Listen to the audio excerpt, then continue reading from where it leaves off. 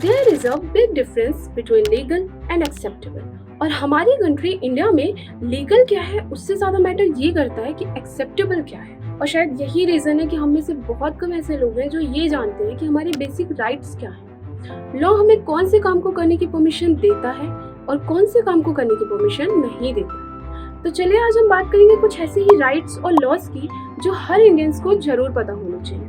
जो भी इंफॉर्मेशन आपके लिए जानना, सुनना या देखना जरूरी है उसे आप तक आपकी ही भाषा में पहुंचाना ही हमारा मिशन है। Hello, this is Shreya Pandey and you are watching Let's talk.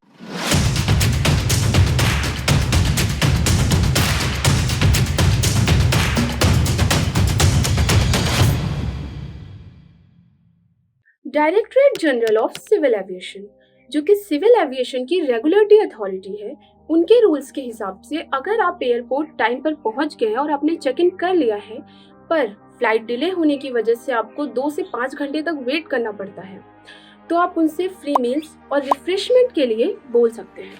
और अगर फ्लाइट 6 घंटे या उससे ज़्यादा तक डिले है तो आप उस टिकट की रिफंड और ऑल्टरनेट फ्लाइट में अरेंजमेंट के लिए भी बोल सकते हैं।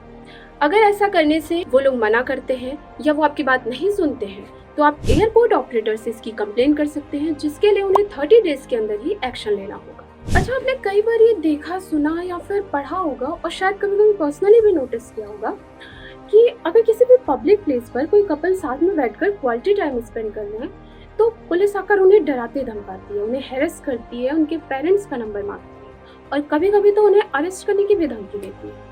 तो क्या आपको पता है कि पुलिस को ऐसा करने की परमिशन है या नहीं, या फिर लॉ आपको इस बात की परमिशन देता है या नहीं कि आप अपने पार्टनर के साथ किसी पब्लिक प्लेस पर क्वालिटी टाइम स्पेंड कर सकें। According to section 294 of Indian penal code, किसी भी पब्लिक प्लेस पर ऑब्सीन एक्ट करते हुए अगर कोई भी पकड़ा गया है तो उसे 3 महीने तक की जेल हो सकती है। पर ऑब्सीन एक्ट को अभी तक डिफाइन नहीं किया गया है, इसलिए हक करना और किस करना इसमें इंक्लूड नहीं होते हैं।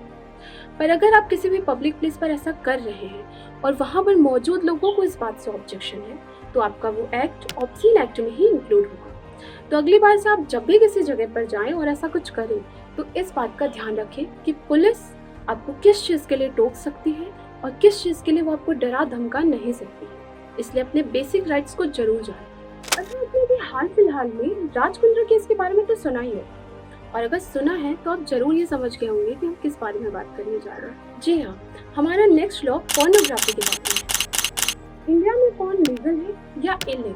According to section 292 of IPC and section 67 of information technology act, porn देखना, सुनना या उसे एंजॉय करना इंडिया में लीगल है, पर उसे बनाना, पब्लिश करना या फिर इलेक्ट्रॉनिक मीडियम से दूसरों तक पहुंचाना इज इलीगल एंड पनिशेबल।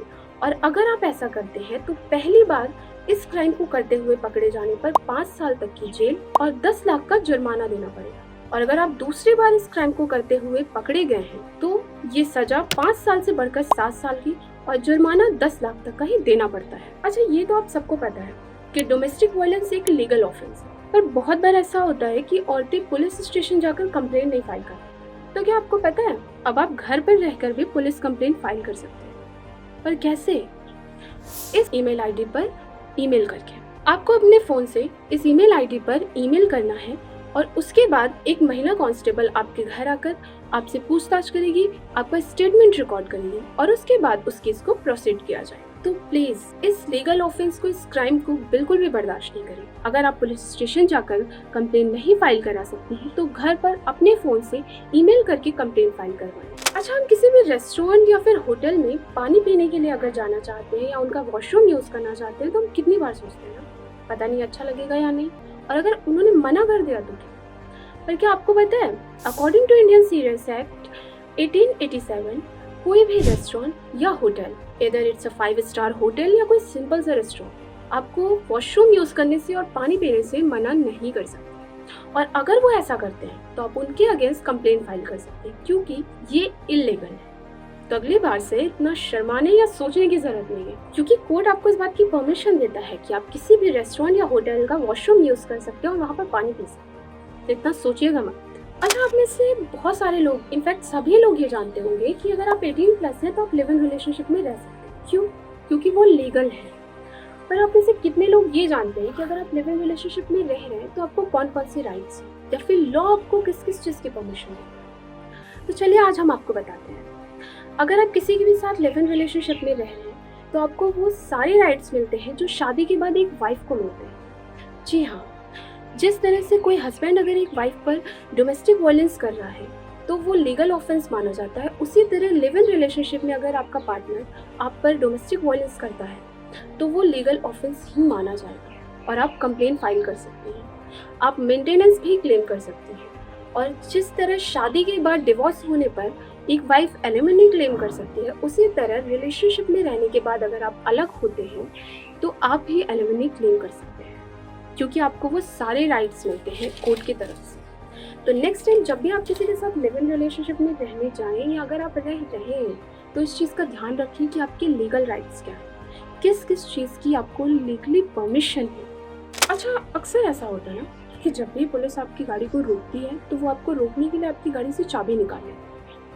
कितना नॉर्मल साउंड कर रहा है, नॉर्मल फील भी होता है, पर ये नॉर्मल नहीं है। According to motor vehicle act 1932 police को ऐसा करने की परमिशन नहीं है। और अगर वो आपको किसी वजह से रोकते हैं या आप पर फाइन लगाते हैं तो आप इस चीज़ का ज़रूर ध्यान रखें कि उनके पास ई चालान या चालान बुक जरूर हो। और मान लीजिए अगर वो आपको रोकते हैं, आपकी गाड़ी को रोकते हैं, तो कभी भी भागने की कोशिश मत कीजिए, क्योंकि ऐसा करने पर वो आपके लाइसेंस, डॉक्यूमेंट सब जब्त कर सकते हैं। ये थे कुछ बेसिक राइट्स और लॉज जो हर इंडियन को ज़रूर पता होने चाहिए। इनमें से कुछ लॉज शायद ऐसे होंगे जो आपको पता होंगे या फिर कुछ ऐसे होंगे जो नहीं भी पता होंगे। और अगर नहीं पता है तो इसे ज़रूर ध्यान रखें ताकि अगली बार कोई भी आपको कानून के नाम पर डरा धमका ना सके।